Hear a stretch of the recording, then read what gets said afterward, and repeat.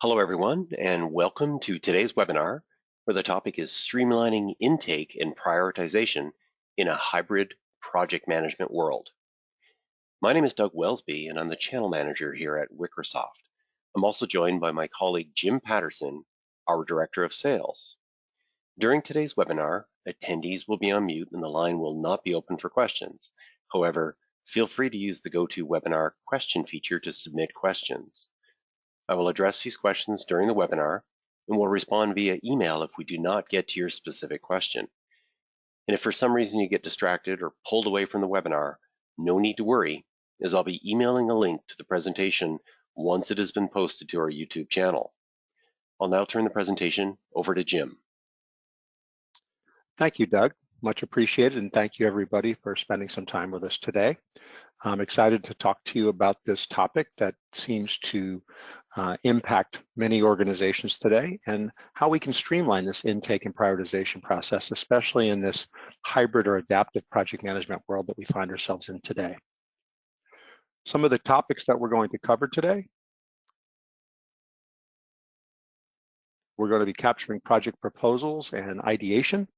And the processes and the rationale behind some of that and some options we have in that regard. The concept of evaluating resource capacity. We need to understand when we make these, what's the demand for resources and how that reflects against our capacities to deliver on those projects or initiatives.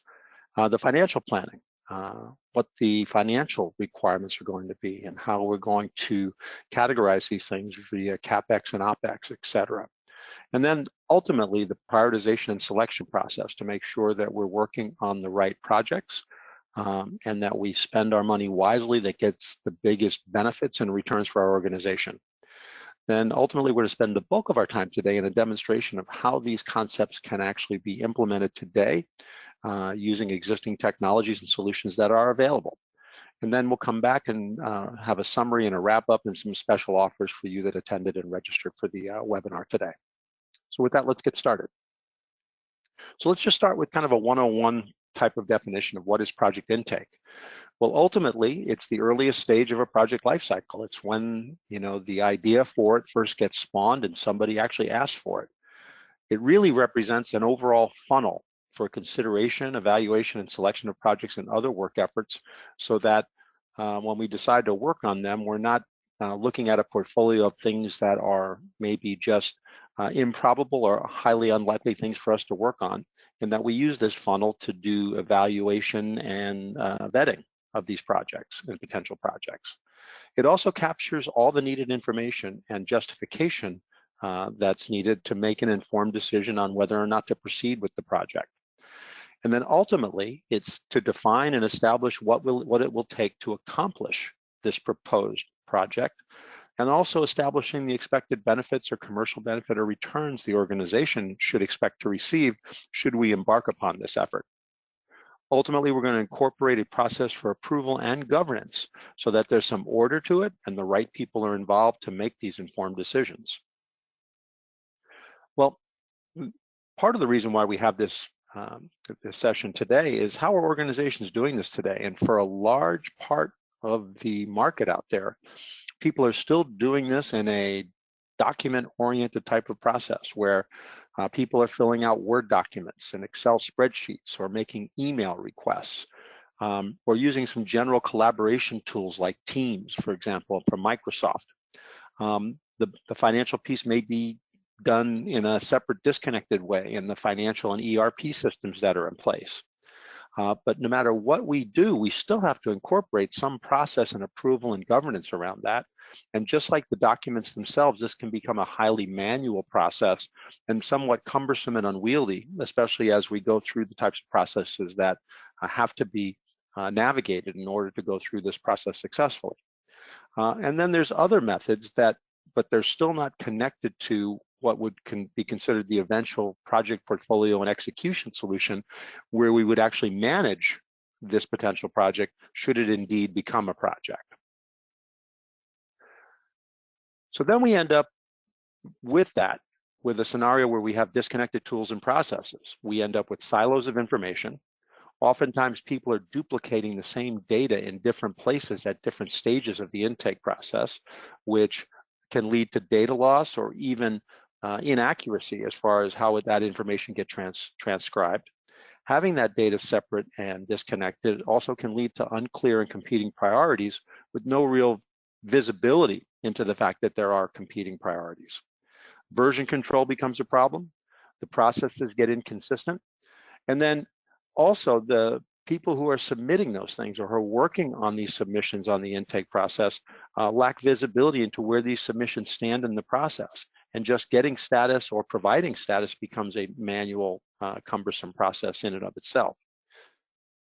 When we have different sources and different silos, the business cases or use cases are hard to compare and prioritize without a lot of manual effort in compiling these things into maybe a combined spreadsheet or something of that ilk. And then it also slows down the approval process when you make this a manual or, let's just say, less than efficient process. Also, consistent valuation and benefits assessment is sometimes difficult in order to achieve with this type of manual or semi-manual process. So today, we have the means to really provide more consistent and integrated ways to work in the regard to project intake. You know, we can provide a central database repository where all this data is available, such that the data is not locked up in individual documents, which I liken to a data capsule where it's not easily accessible for things like reporting and analysis. It can actually be integrated with what will eventually be your portfolio and project execution solution so that you have a continuum from the intake and the requests or the idea all the way through the execution of that project. We provide online forms-based data capture. The benefit of that being the fact that you can actually now have that data available for reporting, analysis, or use for other parts of the system without duplicating or re-entering that data. And then ultimately, we're going to have all elements that are needed for a full business case potentially made available here online as well, not as a separate artifact in this whole intake process. We can have different templates for different initiative and project types or for different levels of complexity as they might be required. And we can accommodate all stages of the intake funnel depending on the nature of your business and the way that you onboard things. We can capture ideas at that idea stage. We can have formal requests. We can have full-blown business cases. We can capture funding requirements and the approval around those. And then even the transition from this idea or request stage all the way to the execution of a real project can all be handled within the solutions that are available today. Ideally, we want to capture all data elements in one place. And so everything we would need to make an informed decision, full description and characterization of the request. What is it? Why should we do it? How is it categorized? What type of project it is? What business unit? And those types of things. What product line? Those types of things are all things that can be captured in this central place. Also, we want to make sure we're working on the right things that align with the strategies or the missions of the business. So getting strategic alignment information and how well these requests align with our strategy can be evaluated, as well as resource estimates and plans. What will it take from a resource perspective, and do we have the resources or the wherewithal to do this within the time frames proposed? Same thing goes true with financial estimates. Do we have the dollars in our budget to accommodate that? Or if we don't, do the benefits outweigh that? Are there enough projected benefits that can be, let's just say, well substantiated, that we can use that as a basis for, say, let's go ahead and do this or prioritize this ahead of other things?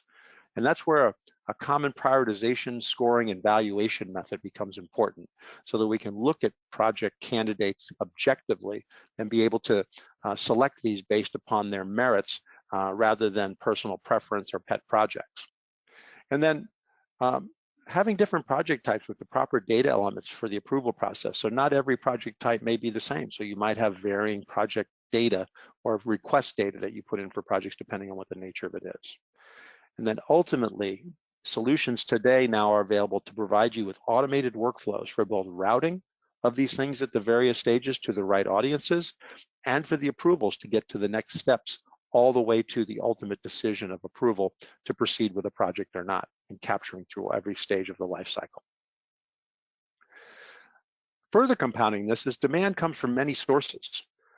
There might be ideas that you bring in from a variety of different sources, and they're very early on at the idea stage, and they could be coming from emails, they could be coming from documents and other sources or even other systems. There's formal requests that might be part of a request process, and there may be a document or a spreadsheet or even just a loosely managed type of email process to get those requests in that somebody would transcribe into some request process. Or even for things like customer-facing projects that you might have out there. You might be tracking opportunities in a CRM system and putting proposals and quotes out there that should the customer sign on the dotted line, that's an intake that might become a project should we get a contract or somebody signs on the dotted line. And then once these requests all go through a funnel for these different types, they may be routed depending on the nature of the work it is. They may be, projects of different types. They might be traditional waterfall facilities, infrastructure projects that we manage in a more traditional way. They could be application related, where software development and more agile approaches are being used to do those things in a more hybrid type of world. And there may be different execution tools being used for that. And then they could be just service requests that ultimately are decided that they are. And these could be requested or changes or problems or tickets or incidents as they go through the funnel, as they're vetted and they decide they're not full-blown projects. But the idea here is that you can have a common funnel for all intake, go through a common governance structure so that it's not disconnected, there's not visibility into competing priorities, and you can really decide on what things we should be working on that are best for the business, that we're working on the right things. It's not good enough that we execute well. If we execute well on the wrong things, we probably haven't executed well as an organization. And then ultimately having reporting across all this through the whole process. Now, on top of that, it may not be a single solution, as I had mentioned before, that has our demand sourcing from. To that end, the ability of having a solution like OnePlan from Microsoft that has out-of-the-box connectors that can actually use data from a variety of systems, but bring it all together into a common repository. At the top, you see that there may be ideation solutions in places right now. They could be using SharePoint lists today or things like AHA. They might be using some IT service management solution like a ServiceNow or a Dynamics or a Salesforce Service Cloud as an input mechanism because people are already putting tickets and requests there. And that might be a funnel that feeds in. And it might not be the only funnel, it might be one of several. On the professional services side, you may have opportunities I had mentioned before that are being worked on for client-facing or customer-facing projects that should we succeed in securing that business, they could become projects. And then integrations with things like financial and ERP systems, as I had mentioned, to get the financial dimension brought in, but not duplicate entry of that information. And ultimately, you can execute these things in agile tools like Jira or Azure DevOps, or the Microsoft tools like Project and Project Online, or even non-Microsoft work execution or work management tools as well.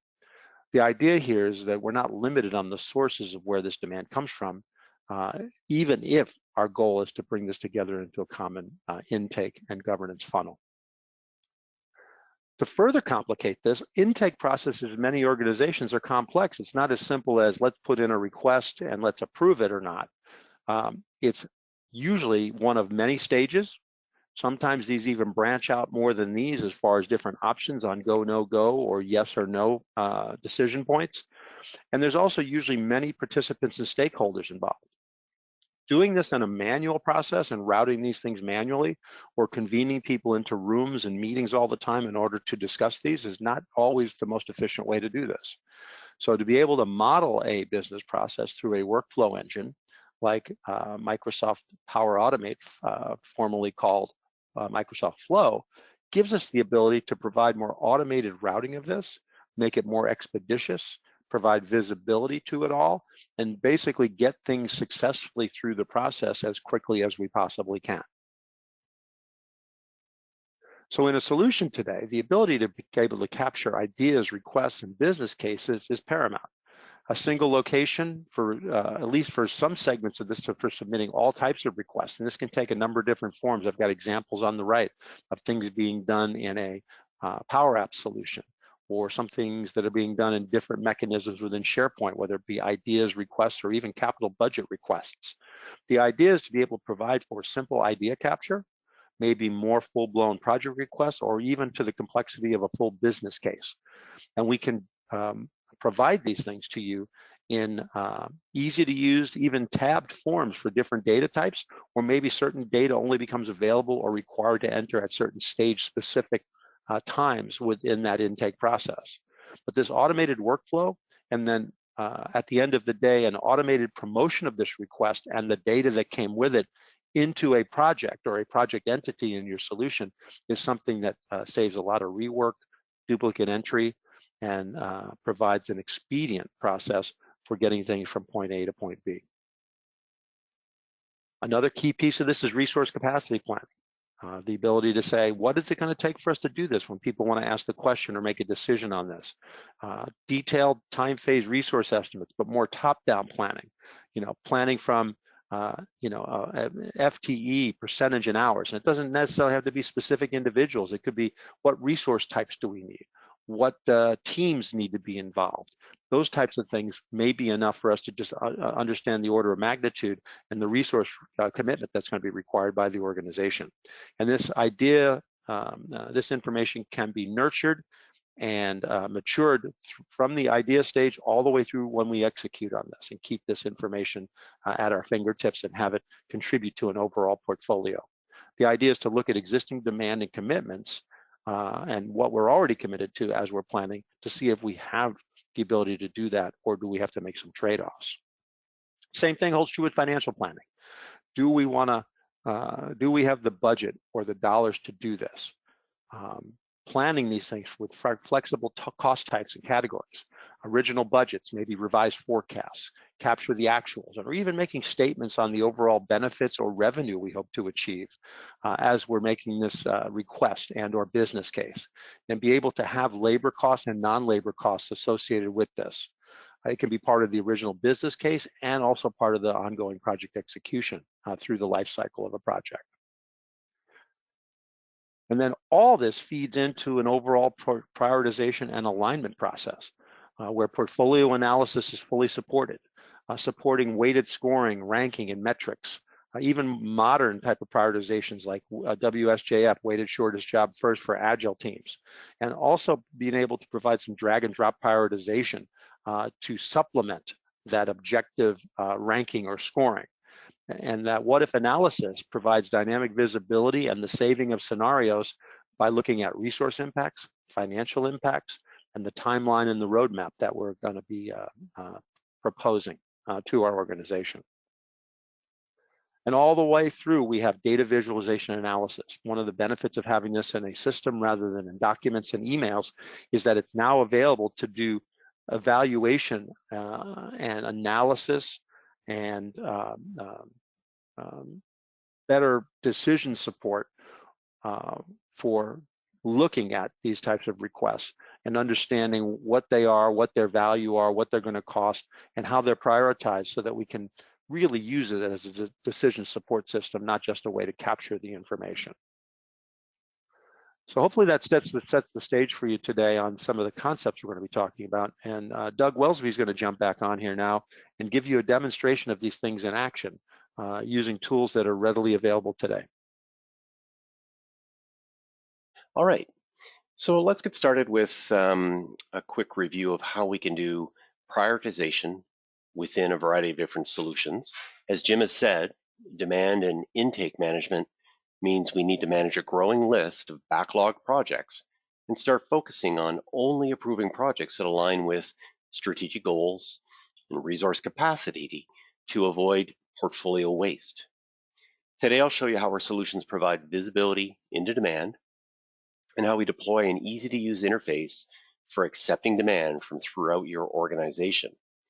So whether you're soliciting ideas from everyone throughout the organization or filtering demand through functional roles such as business relationship managers, deploying a demand and intake solution is an easy first step towards aligning budget and strategy with demand. So first, let's talk about executive review of demand. These executives own the strategy and the budget, the business direction for your organization, and they should have clear insight into where the money is being spent and where their investment dollars are headed. So with this report that we're looking at now, rendered using Power BI, we're able to very quickly expose to our executives a series of project requests or demands that have been submitted within the organization. We see requests by priority, by alignment, the different types of requests, and of course we can then examine these and compare them using cost versus benefits or a prioritization type of bubble. So if an executive was examining this list of demand, they could very quickly go in and use this tool to say, I really only want to see the security type requests and maybe the cloud computing type requests. Maybe that's their area of focus. And let's see what's been deemed or assessed to be critical for the organization. And they're immediately able to filter this list interactively down to see that one project that meets that critical cloud computing type of requirement. They can equally use this sort of report to filter, as I've said earlier, on cost versus benefits by the type of request that's happened. So here we're seeing in this chart that we have estimated cost and estimated benefits aligned by the type of proposal that's been submitted. So we have application development, cloud computing type requests, etc. Way down near the bottom, we see these mobile related submissions that are in our demand queue. And we see here that the estimated costs outline the benefits for those projects. So it gives those executives who are reviewing these intake and demand priorities an opportunity to see and assess that maybe mobile is not an area where we want to focus because the benefits that we've assessed outweigh or outweighed by the costs in that particular type of request. They could, of course, make a decision to override that, and I'll show you how an executive can effectively make some command decisions later on in this demo, but at least this gives them some starting points around information as to what the demand and intake funnel looks like. So many of you already have a basic list, maybe in Excel or in SharePoint, for submitting project demand and requests. So here's just that, a basic list where someone's able to go in and review the state of these requests, new, in review, or approved, see some information in this list about the project type and who requested it, and other details that are easily exposed as we drill down into any one of those requests. So here, if I look at this Sinbel project automation requirement, I see a few details about it, the type of project, who the requested sponsor is, and I start to see some prioritization information. Now, we'll spend quite a bit of time during this demo thinking and talking about prioritization, but here what we've done is we've outlined a couple of basic prioritization type of questions. What's the alignment of this proposed project with your corporate strategy? Is it low, medium, or high? What's the risk of delivering on this project? In this case, it's deemed to be a medium risk type of project. And together with some benefit and cost type information for these new demands, we can start to derive weighted prioritization scores that help us easily make some decisions around which projects make the most business sense, just using some of those basics of alignment to corporate strategy, impact against risk, and other factors that are important for each and every organization. Now, of course, this is fully customizable, and we could take on other approaches as well. So perhaps you're working in a hybrid or an agile world, and you're making decisions based on not strategic alignment, but maybe you're using lean prioritization for making decisions. So here's another sample of how you could do intake for new project submissions or demand. In this case, my support customers using Mobile Idea has some idea prioritization metrics, including WSJF, weighted shortest job first, swag, time criticality, cost of delay, etc. Other important factors used within the lean approach for making determinations as to whether or not a particular project is suitable or appropriate to your particular organization. So this next approach that we'll take a look at is using a Microsoft Power Platform and an Enterprise Project Management Office Power App for capturing project requests. So whether you're using a SharePoint or an Excel list or doing prioritization based on strategic business drivers, or using lean metrics, you'll need to remain flexible and adaptive, and perhaps even mix these approaches together into a hybrid type of delivery or approach for this. So here we see a list of active requests. I can very quickly go through and, as an executive examining this, say I'm only interested, for example, in the mobile new demand that's been submitted into this tool, and view and filter this based on only those types of projects. I could easily overlay other ones by changing that filter that I've applied. And then I could, of course, sort this list as well by saying I want to see the critical submissions first, all the way down to the low in this list. Either way, we've got great control within this type of view as to how you sort, filter, and organize the data that's being exposed as we're taking you through a project demand or an intake type of exercise. So let's take a look at the details of one of those submissions, and in a similar but still different fashion than we would approach with either a SharePoint list or an Excel list, we're able to gather information about this particular project, including the potential name for this new demand, who's requested it, who the executive sponsor might be. We see over on the right, we have some details and a value statement for this particular proposal. But you're starting to see a couple of more aspects to this submission tool that are starting to take into account some of the Microsoft Power Platform capabilities, such as this business process flow we see along the top, where we've designed a new in review and approved type of flow for the capture, review, and subsequent approval or rejection of newly proposed projects that have been submitted into this project request queue. On the business case page, here's where, again, in a similar fashion to what you might be doing today using an Excel spreadsheet or some other disconnected tool, we're able to do prioritization within these views and say, for example, what's the strategic alignment of this project? What's the risk of this project? And then derive a weighted, calculated prioritization score for this newly submitted proposal.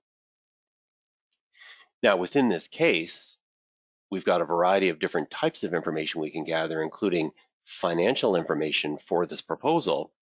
But the reality is that this gets you started. This is for intake, initial review, but it doesn't provide you everything that you need to know in order to make decisions about these projects.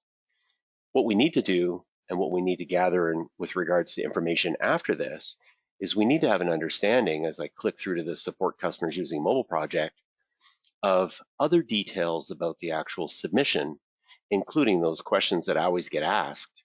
And those are additional questions about financial and potential resource impacts of the potential to deliver this project.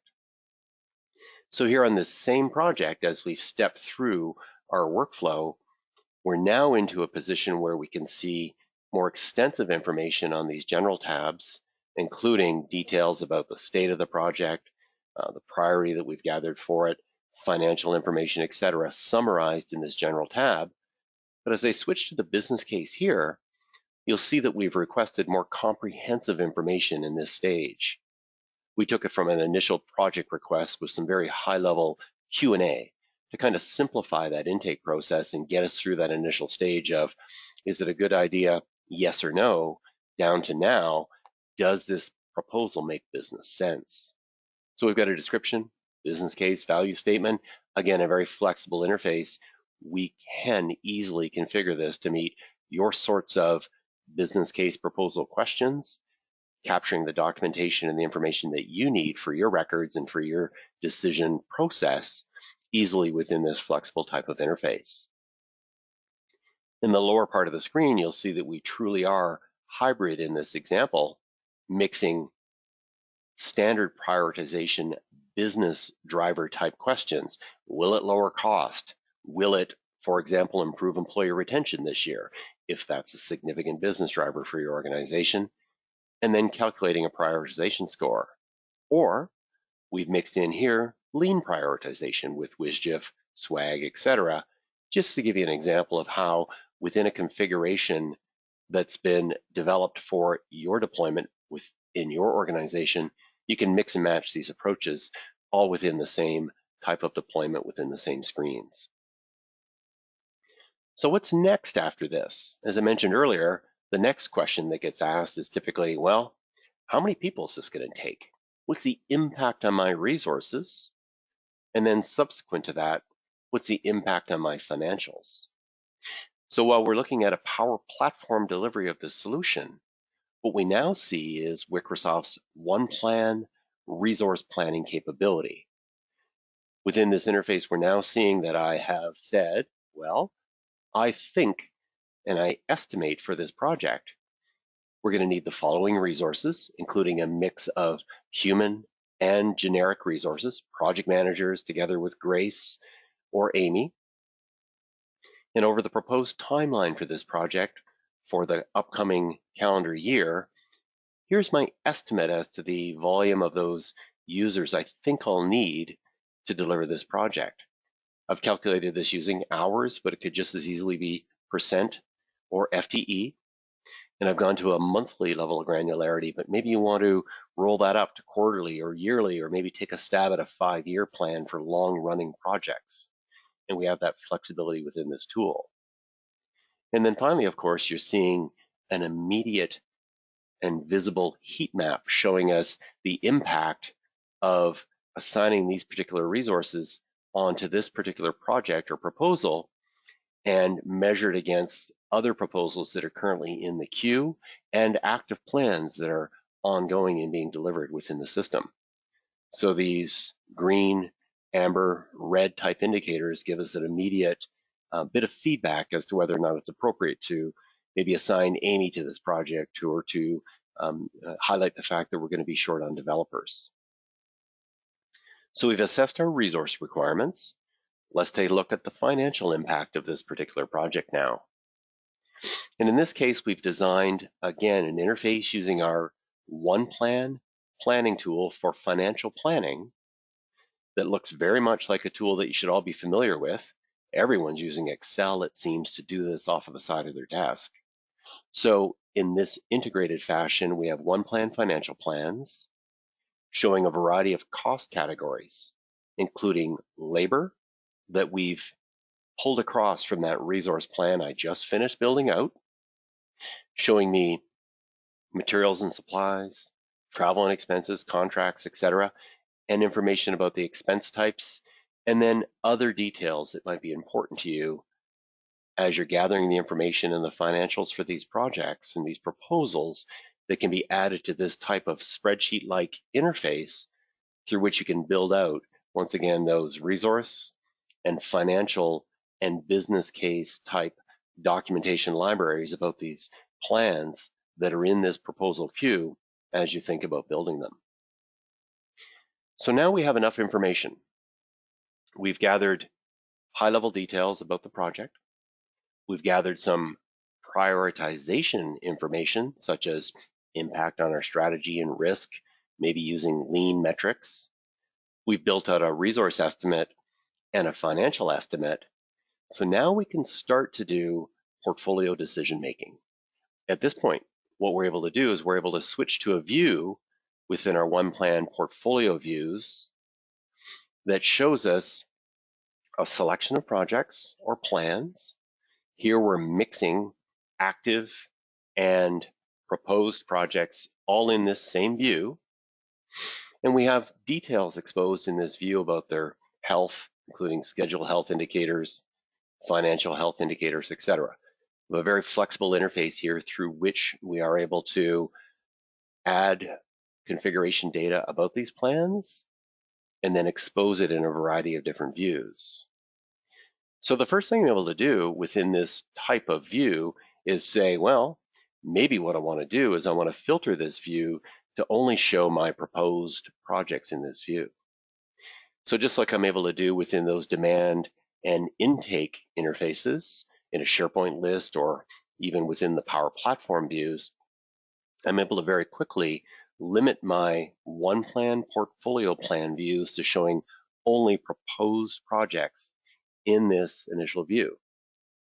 So I have this list view that's available to me with different filtering and grouping capabilities. What if I was to switch to a board view? So if I'm an executive in looking at this solution, and that executive saying, okay, we have a number of different plans that have been submitted in that demand queue. We've assessed their priority as critical, high, moderate, or low, again, based on those business drivers and those metrics. And so those executives, they might have what I like to call a Nike moment or a Nike approach where they just do it. They say, we're going to take this project and we're going to deliver it no matter what. So if we look at the prioritization score for this particular plan, it's quite low. It's in the red. It's not up to that at least mid-level 50% score. And yet that executive has said, this project, this particular proposal is important to me. So we're going to do it. We're going to move that over. So we offer manual prioritization and reprioritization within these boards. If I switch back to my list view and examine my entire portfolio of plans that have been submitted, in this prioritization view, I've changed the look and feel in that particular saved view to show those business driver prioritization questions that we asked. Is it aligned with our strategy? Is it going to improve employee retention? What's the risk of that project? And we now have a prioritized list where I can sort them from high to low and very quickly see my highest priority project. Or maybe if I'm someone who's working in finance, I'm interested in examining the most expensive proposals that have been submitted through this interface. Or maybe I want to examine the benefits that are related to those various proposals. So whatever sort of information you're interested in, we can use those details to group, filter, and sort the information within these views. Now, that executive in that board view just simply said, we're going to do this project. He dragged it from one column to the other in that board view. We can do the same thing in these views. And that's a question we often get asked. While the solution might tell us what the highest priority project is, can an executive go in and make some decisions? Well, absolutely they can. As I add a prioritization count down the left of this view, I can then just take this social networking integration project. If it's my baby project and the one that I want to deliver, I just drag it up, drop it earlier in this list, and then do a manual reprioritization with that one, just like it did in that board view where I said, we are going to take this one from just a moderate and make it a critical plan or something that we're planning on delivering. So we've got good flexibility within this tool to offer you that manual type of prioritization of a portfolio. But what about those resource plans and those financial plans that we spent the time building out? How do they come into play? So what I can do within these views is I can add and overlay my resource plans within this same view. So if I'm looking at this entire calendar year, I'm able to very quickly visualize all of my different resource plans that I've built out for those different proposals, sort and view my resources that are assigned across those different plans, and I start to see some indicators here that we're in trouble with some of those resources. So Adam's not too bad. He's a little over allocated. But what about Amy? What's going on with her? And I can drill down in, and I can very quickly see that in this case, Amy is over allocated because she's been assigned to a significant amount of work within the month of March. So I look in the top half of this screen and I see that improve user experience is in a proposed state, has a very low impact on some of these business drivers, and a low prioritization score. So in addition to being able to manually override the decisions that tool's making for you, you can base your decision on resource capacity and demand management for those resources. So I can say here, I'm going to deselect that improve user experience project, and we now see that things are looking a little better for Amy in the month of March and April. Now, there's still a significant impact on her due to a couple of these other projects. Maybe we want to reschedule those, or maybe we want to reassign someone else in to take Amy's place on those projects or split her work between a couple of different resources. And you certainly have that capability within this tool as well. So now let's pivot not on the resource plans, but let's take a look at our financial plans that we've laid out for these proposed projects. So we see in this view not resource information, but financial and budget information that we have estimated for these projects as we put them through that whole project requests and initiation type of approach. So what I'm going to do here is I'm going to overlay my FY20 budget information. And you'll see in this line where we have a FY20 target, we have a total budget available to us of 4.9 million. And all of these plans, all totaled up, approach approximately 7.5 million. So here we're able to view this list, view once again a heat map indicator showing us where we're exceeding our budget. For example, in July, we've established a budget of 500,000. We have $922,000 worth of project requests. What's going on? Well, as I scroll down this list, I can see, for example, this Microsoft Teams integration project. In July, it's going to consume almost $250,000. So once again, I can make a decision based on real numbers, not on gut feel, but based on resource plans and financial plans to remove that Microsoft Teams integration delivery. Now we're getting a little closer to budget in July. Obviously, we still have some work to do, and I could remove some of these other plans to get ourselves back on budget. But of course, there's other approaches as well. Things such as our ability to reschedule some of those projects, maybe to move some budget around. We got 400,000 and 500,000 allocated here. Maybe we push some of that budget out. So there's ways to approach this and ways that we can use all of the information at our disposal to make sensible decisions about the portfolio that we deliver on.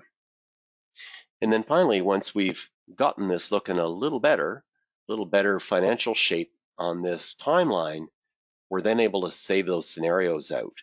So in this case, I save this scenario as my FY 2020 scenario 1. And if I open that up again, subsequent to this exercise that I've gone through, I'll be able to expose that information to others in the organization who are interested in seeing some of those decisions I made and how that assessment aligns with our available budget.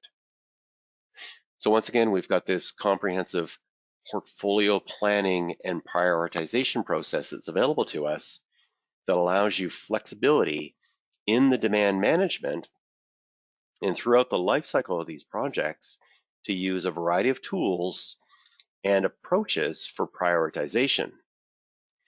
Now, the next step after we've gone through and built out financial plans and resource plans, what is it? Well, that project's been approved. Let's get on to delivery.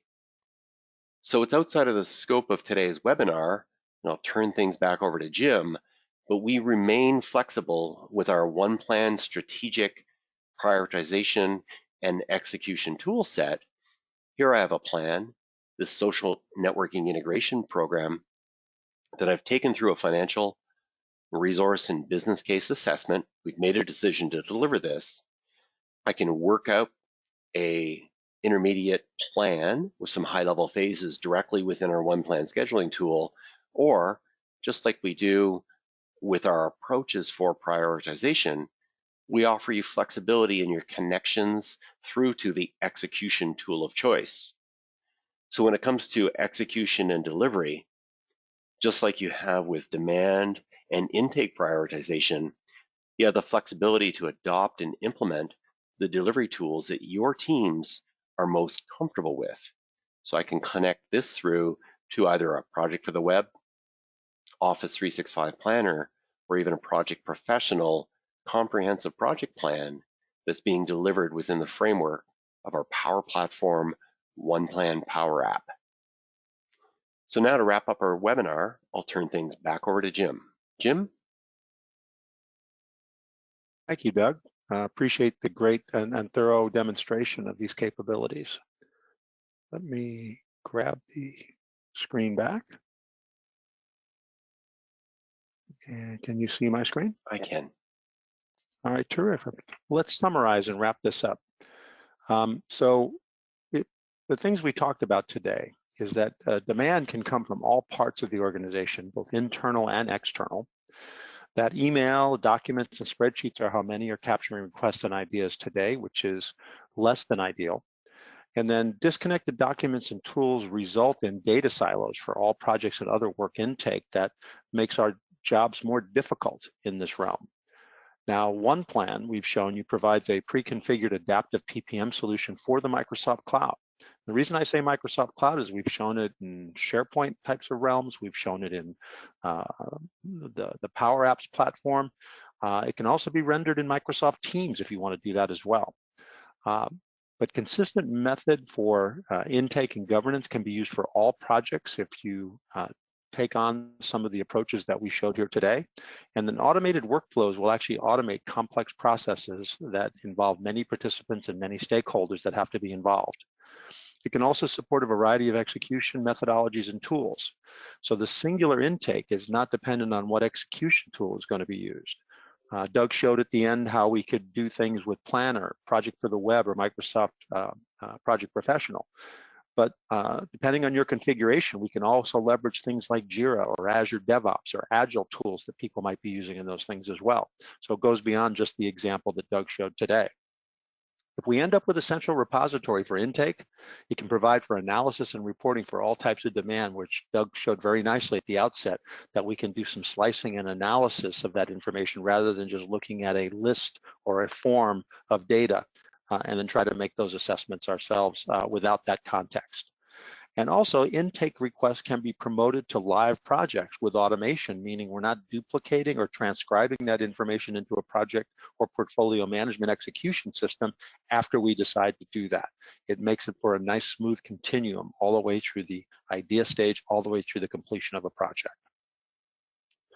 Now, we do this on a daily basis. We have a particular focus Microsoft does in project and portfolio management among our many gold certifications in the Microsoft Cloud. We were actually founded as a joint venture with Microsoft in 2002, so we're not only a technology partner, we're a business partner. And we were actually named their 2019 Worldwide Partner of the Year for PPM in 2019. As you can see, we have a worldwide footprint with our own offices as well as strategic partnerships in other areas of the world as well. So we can support you on a multinational basis if need be. And we're here to support you to whatever degree you want. We have some folks that actually have us just stand up solutions for them and give them some training and have at it.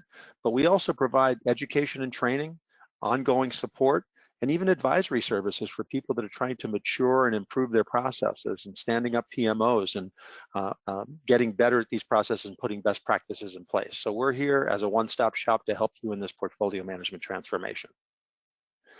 Now, as a special offer for you that have attended and registered today, we can provide you with a free PPM roadmap workshop to help you understand what it might take to put some of these things in place in your organization. We can review your current use of PPM tools and how you're doing things like intake and demand today. We can assess your current requirements and the desired future state you'd like, and then we can determine how to implement or migrate into this new adaptive PPM world.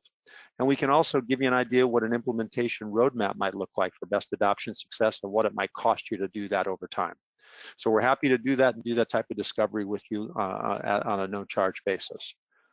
We also are getting more trial types of opportunities for customers up on Microsoft AppSource and also in the Visual Studio Marketplace for that matter.